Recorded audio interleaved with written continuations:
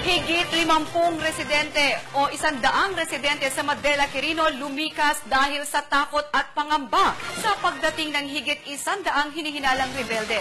Tutukan yan sa pagbabalik ng TV Patrol. Cagayan Valley.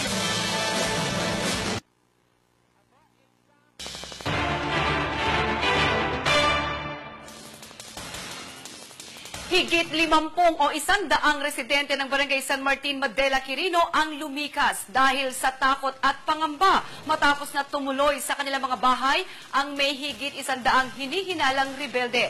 Sinuspindi na rin ang klase simula kahapon para sa kaligtasan ng mga bata. Narito ang exclusive report. 2 araw nang nakatira si Aling Betty kasama ang 4 na paslit na anak sa bahay ng kapatid sa poblasyon ng Madela. Umalis siya sa kanilang lugar sa Purok 4, Barangay San Martin dahil sa takot at pangamba. Higit 100 hinihinalang rebelde kasi ang dumating sa kanilang lugar, partikular sa Purok 5. Nakitulog pa raw ang mga ito sa mga kabahayan sa kabila ng pakiusap nila na umalis sa kanilang lugar. Mabuting kami at dati soldado nga naglalaban dakit anya ngay no mairaman kami. Ang kapitbahay niyang si Ginang Lourdes kasama ang kapatid at mga anak may nabuting tumuloy din sa bahay ng kanilang ina sa bayan. Mabuting kami amam no izido balay me tatagdi nagigyan dakit timan lang tagdi aking balay. Sabi ni Kapitan Paulino, Sabado ng gabi nang dumating ang higit 100 hinihinalang rebelde sa kanilang lugar. Sa takot na maipit o madamay sa oras na dumating ang mga sundalo at magkabakbakan, nag-alsabalutan ang kanyang mga kabarangay. Karamihan sa kanila nagpunta sa mga kamag-anak sa bayan. Sige, andito na kami. Pero ang sabi nila, nang pumunta sila doon, edi siyempre maubusan sila ng pagkain, humingi sila sa kanila, edi siyempre maubusan din ang kanila. At sa tagal na yun, takot na nga yung mga residente, hindi umalis na lang sila. Para sa ganun, hindi madadamay.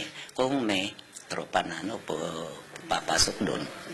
Sir, bukod sa pagkain ka, may iba pang mga hiningi itong mga ito? Wala raw, ma'am. Kaninang tanghali, ilang residente ng Purok 6 ang muling lumikas dahil sa pagdating ng mga hinihinalang rebelde. Sinuspindi na rin ang klase sa barangay simula Lunes. Nang nalalaman ng principal, sinuspende kasi lahat sila nagbulong-bulungan. Sabi na,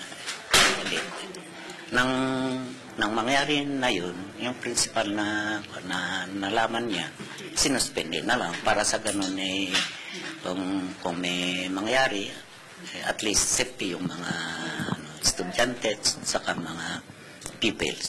Ikinaalarma rin ng mga sundalo ang dami ng hinihinalang mga rebelde, lalo pat nagdulot ito ng takot at pangamba. Patuloy ang kanilang validation sa nasabing bilang. Sa amin po, tutugunan ho namin ito. And rest assured, sa kabarangayan po ng San Martin, wala pong mangyayaring encounter sa loob po ng barangay nila. And most especially, wala pong magiging human rights violation. And most especially, wala pong magiging collateral damage kung may mangyari pong pagtugon namin sa kanilang sa problema ho nila about sa peace and order. Nakaalerto na rin pati hanay ng pulisya. As per directive, full alert po tayo.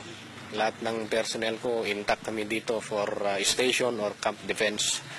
And then in coordination with the armed forces, na lahat ng mga information na nare-receive po namin, meron kaming lateral coordination to feed for the information kasi mahirap na po.